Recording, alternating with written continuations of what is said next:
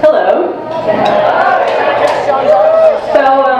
I recently started working for a cleaning company, which means I'm learning how to think fast and critically in shitty situations.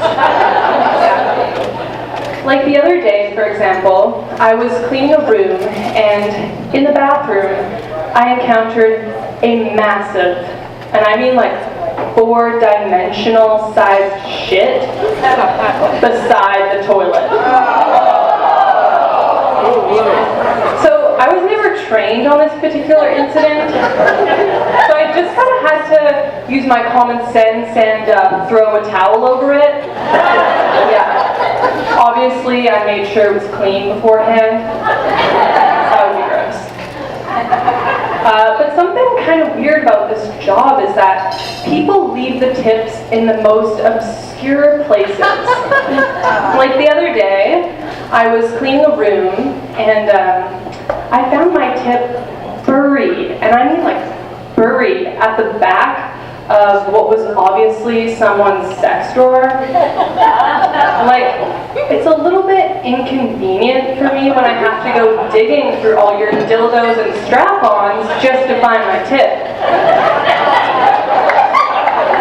Like, there's a lot of other things I could be doing during that time. I could be taking out the garbage, cleaning the bathroom, watching your most recent sex tape.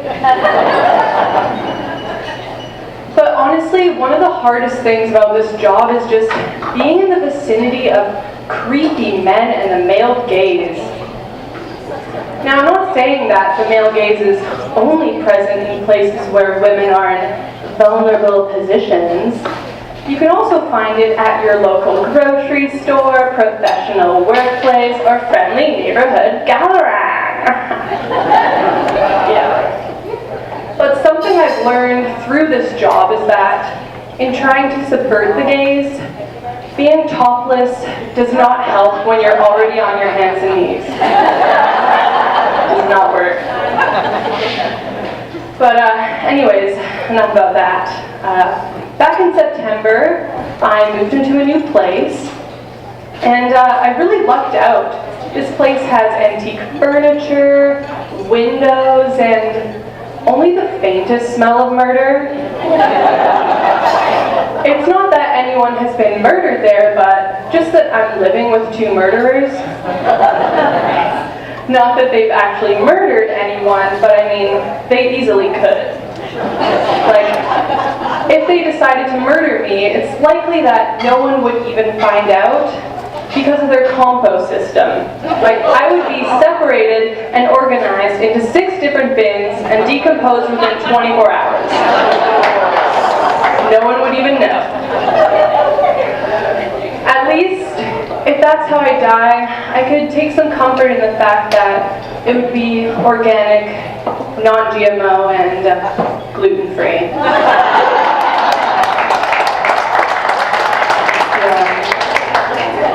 My parents were a little worried at first that I was living with 2 strangers, as to be expected, but honestly it's totally cool, and it's pretty refreshing to finally live with people that I know are weirder than I am. When I first moved in, I was a little worried that they were going to think I was weird, but then the other day, as I was cooking breakfast, they came in to say hello and asked me my opinion on which bead they should use to braid into each other's pubic hair. Which they then proceeded to do at the dining room table next to me while I ate my oatmeal. So, yeah, we had fun. Yeah. So just want to take a quick survey.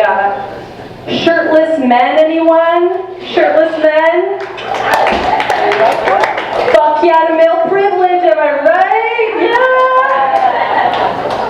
Clearly, men are so marginalized, they feel it's necessary to take their fucking shirts off as a statement to us privileged, clothed women. Men think, it's hot, I take shirt off.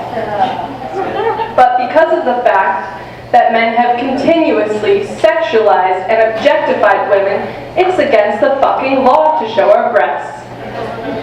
Which really, despite their enticing nature, are just 2 sacks of fat.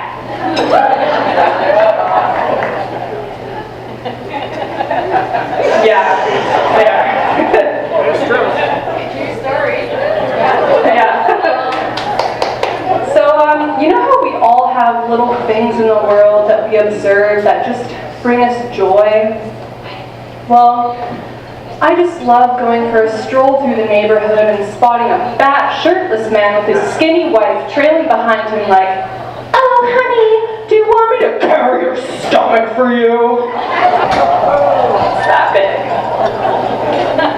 They should really just change wedding vows to, "Do you swear that when your husband gets old and fat that you will remain skinny and pick up his blubbering gut while he waddles around on his admirable quest to assert his male privilege?"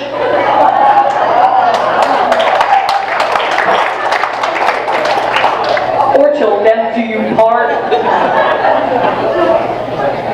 Now, don't get me wrong, I've encountered a number of nice, decently aware men. Like the other day, for example, I went on a date with a guy and he was really nice. You know, he asked me, he was like, "Hey, is it okay if I take my shirt off?" So it really made me hesitate before I was like, "Fuck no."